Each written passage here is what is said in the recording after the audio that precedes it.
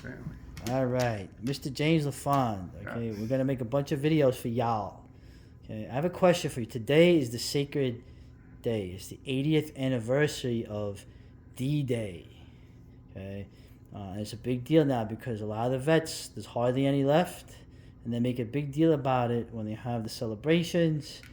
I don't even think Google had anything for it on the little things they do, but I just want your opinion. Like, what are your thoughts? Forget the war; it's such a complex thing, right? What are your thoughts on D-Day, and of course how D-Day is remembered throughout the years? Well, I guess if I was from the former Soviet Union, I would be offended. That such a big deal was made out of something that on the Eastern Front would have been a small skirmish.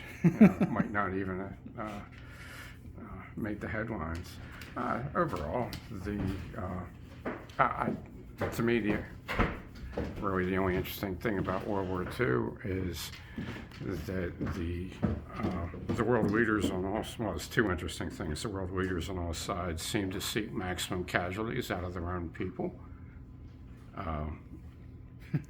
which makes me suspect that it was maybe a conspiracy in which the world leaders cooperated with each other for the extermination of the highest agency working class people of their own population.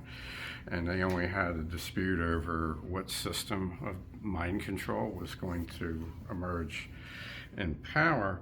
But the other thing that's interesting to me about World War II is most wars, as they grow more distant, are covered less passionately, more clinically, and with less emotion.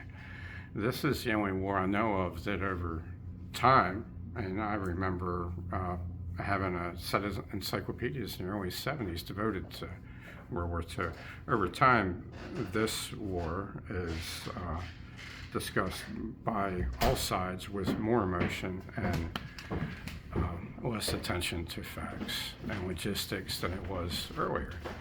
So this makes it different, the way it's curated, than any other war that I've looked into. Most wars become less emotional in their curation over time. This war is uniquely, even in the same nation where I've seen coverage of World War I, Korea, and the Vietnam War, those wars, before and after World War II, have all been discussed with less emotion over time, but uniquely, World War II was discussed with more emotion over time. So that's about the limit of my interest in the whole subject. Yeah, well, you had the famous saying where it's like, after going in a bookstore, where it's like,